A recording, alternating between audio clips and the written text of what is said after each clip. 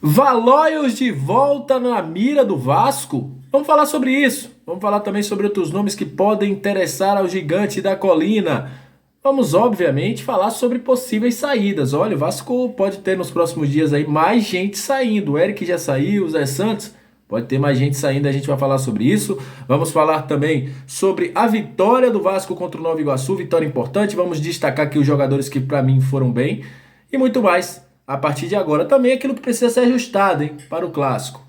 Isso e muito mais a partir de agora no nosso Comenta Léo Vascaíno. Então, sobe a vinheta.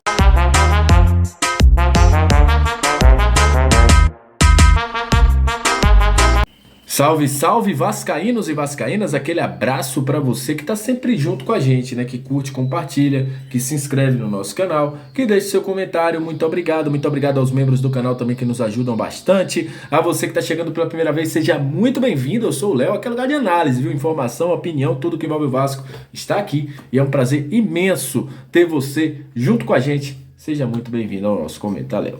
Olha, daqui a pouco a gente vai falar sobre Diego Valóios. Voltou aquela história do Diego Valóios. Vamos falar de um lateral que, segundo informações que teve aí da Argentina, teria sido oferecido ao Vasco. Saídas. Mas eu vou começar falando sobre o jogo contra a equipe do Nova Iguaçu. Jogo bom. O Vasco no primeiro tempo teve muita dificuldade de criação. Inclusive eu falei na live pós-jogo e vou falar de novo aqui. Eu acho que o Vasco precisa de um meia de criação. Gostei da entrada do Alex Teixeira, deu mais movimentação. Não gostei do jogo do Nenê.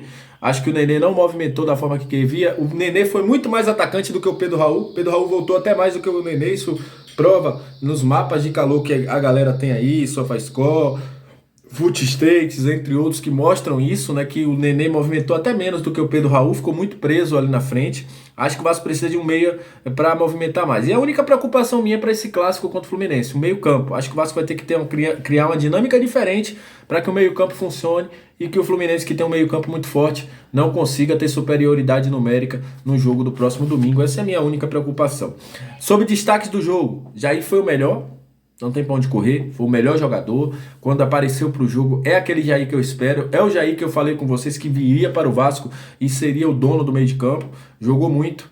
Outro jogador também que foi muito bem, Eric Marcos. Já falei, tem que ter paciência com esse menino. Menino que, se for melhor cuidado, melhor lapidado, terá frutos lá na frente. Não dá pra ser igual a gente fez com o Peck em outro momento, que a gente fez com o Thales Magno. Tem que lapidar, no momento certo entrar e ir evoluindo. E ele também, né, cuidar da cabeça para não vislumbrar com essas chances. Mas foi muito bem. Alex Teixeira também entrou muito bem, principalmente com o Peck. A dobradinha Alex Teixeira e Peck foi muito bem ali. Enfim, foi um Vasco muito mais seguro, um Vasco que já mostra dados daquilo que o Barbieri quer, virada de jogo, virada de corredor rápido, troca de passes, time que acelera a jogada. Gostei de ver Vasco ainda na meia pressão, não está na pressão alta, mas gostei daquilo que eu vi. E agora enfrentar o Fluminense e poder entrar no G4 com uma vitória, né? Torcer para o Bangu não vencer, para o Volta Redonda ficar atrás também, e aí o Vasco conseguir entrar no G4 contra a equipe do Fluminense. Olha, mas depois dessa análise sobre o jogo, né, vamos falar um pouquinho aí. O Vasco ficou na sexta posição do Campeonato Carioca, né? Agora o Vasco fica com 11 pontos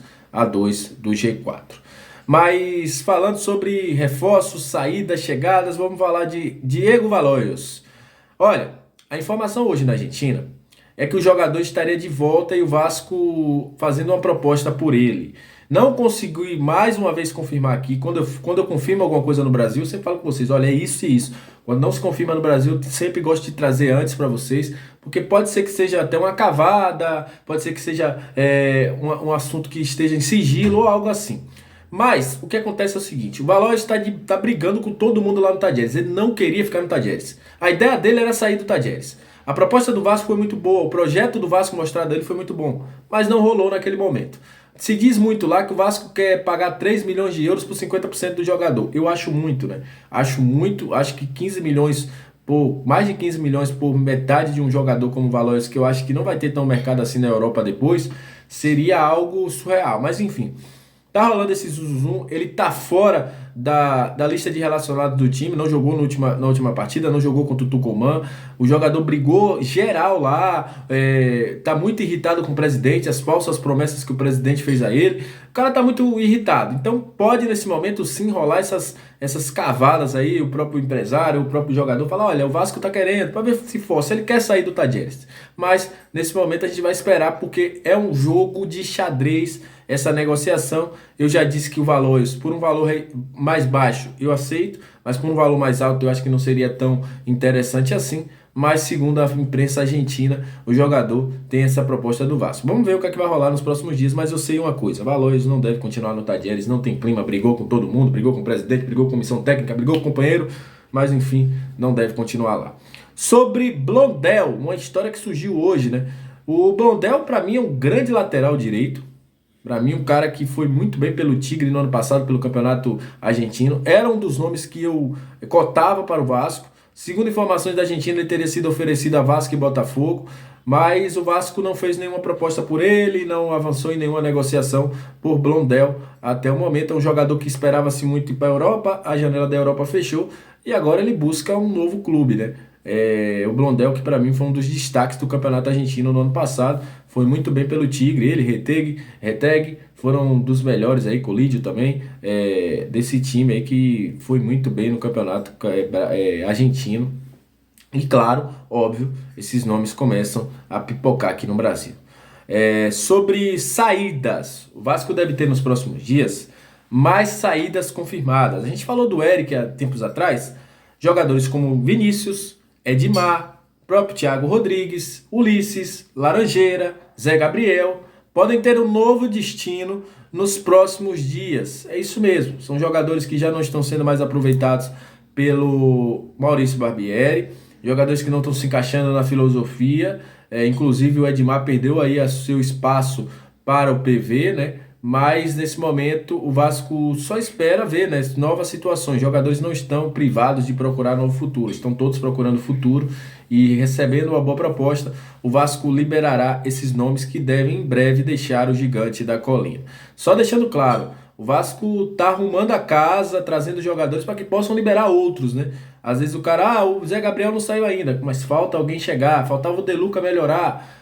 O próprio Rodrigo, o Cauã Barros ontem já teve essa chance. Então, como esses meninos, os reforços também vão se oportunizando, vão mostrando que pode ficar, aí a gente começa a ver alguns outros jogadores saindo do Vasco. E vai acontecer isso até o Vasco ter o seu número de reforços da forma que quer. E aí sim, alguns nomes que vieram da Série B, que não tem tanto espaço assim, sério, acabarão deixando o Vasco nos próximos dias. Então, fiquemos atentos. Como eu falei, o Eric, eu já tinha trago informação aqui para vocês em live, que o Eric poderia voltar ao Ipiranga, e voltou ao Ipiranga, inclusive foi apresentado.